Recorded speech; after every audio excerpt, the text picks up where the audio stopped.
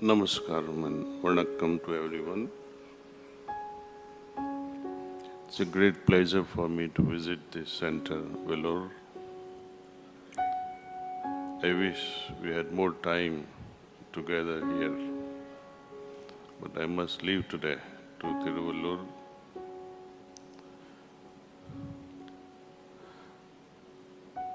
Some deep contemplative thoughts provokes me to talk that we all work. No one can escape the burden of work or the responsibility or the duty or the compulsion of work. Even Lord Krishna says, even for a moment, I cannot remain idle.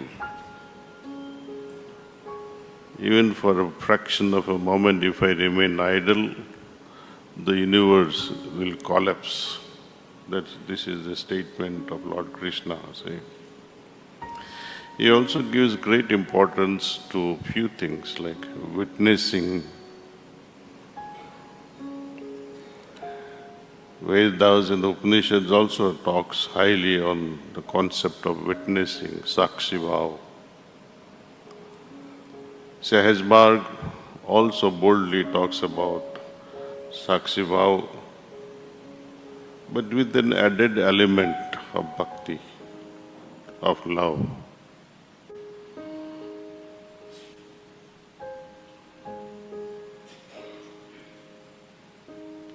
Love irons out all the wrinkles, all the insufficiencies, the dryness of work. Work will no longer remain burdensome or something that has been thrust upon when we add this element of love. And that's what propels karma to vikarma and to finally to akarma. The entire Gita, entire Vedas and Upanishad is so simplified under the guidance of Pujya Babuji Maharaj that one remains awestruck that how in the world Babuji could conceive such an idea that summarizes everything that India has to offer in the realms of spirituality. It's a magical thing actually. The whole cycle of birth and death, whole cycle of evolution of consciousness, the entire affair of human existence, angelic existence, thrives around this principle. We all act, some of us act without much thinking. It has become our second nature to work, to behave in certain way without much thinking. The inertia of habit takes over. Whenever inertia of habit takes over, we stop thinking. We become slave to our habits. And that's what Babuji also says, we are yet but slaves of wishes. You can also say we are yet but slaves of our habits. We have to get out of this vicious circle of repeated desires and habits. So some thinking is needed. That what is good for me, what is bad for me. Discernment is required. Next level, you work, you think, but see how you feel about the whole thing. Women are very good at it. They feel things. Most men, they override the feelings of the heart.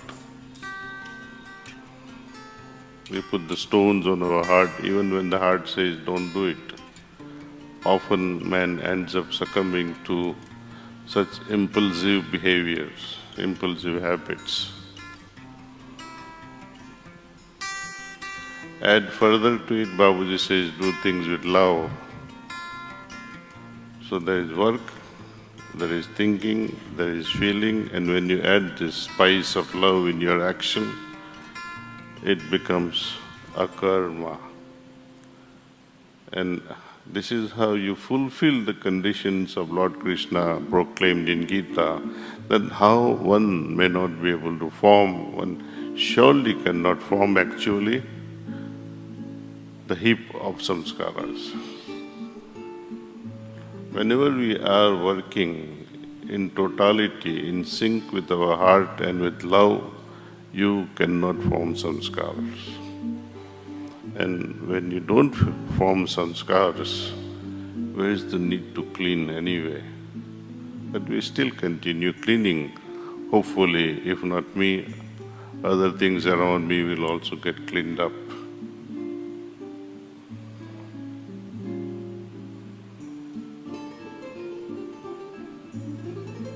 Imagine you are doing something, and just about when you are about to start your work and you feel, oh, this is wrong, and you withhold yourself. You should tap yourself and congratulate, say, yes, you avoided forming something which was not good for your spiritual upliftment. So you did not complete that task totally, which is beneficial. But when you are about to do something really, really good and you don't complete it,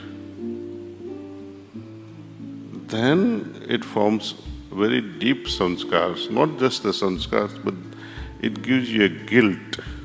And this guilt is much heavier, much more heavier than the samskars. You are about to do something really good, but you withheld yourself from doing good. You may have started, but you did not complete. For example, serving your parents. This is just one example.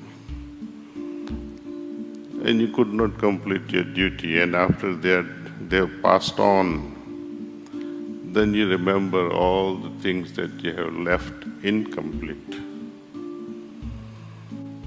And Babuji Maharaj says very plainly and very simply, he says, guilt is not samskar. Guilt is something very deep. Not even master can clean it, not even God can clean it. You have done it deliberately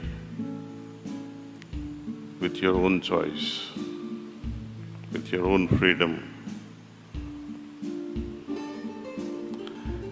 And this principle applies to everything. Things left halfway when you are about to do something noble always will form sanskars or guilt. So whenever we start something good, complete it. One little girl was asking me, Daji, I would like to start meditation. It's good to start. I don't discourage people.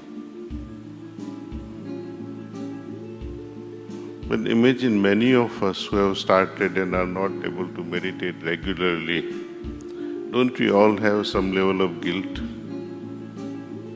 Doesn't that become sanskars for all of us? Think over it. If the very process of evolution that we have undertaken, if we don't complete that reaction, we call chemical reaction,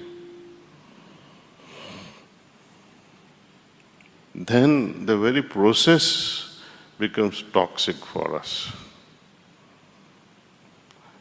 If with such a system of pranahuti and guidance of the great masters, if we still remain the way we are, whom to blame? If this life cannot uplift me despite of such help, which life can uplift me later? So time to wake up. Think over very sincerely, very deeply over it, and implement whatever you can, adjust your lifestyle so that we can all flourish and make our masters proud. Thank you.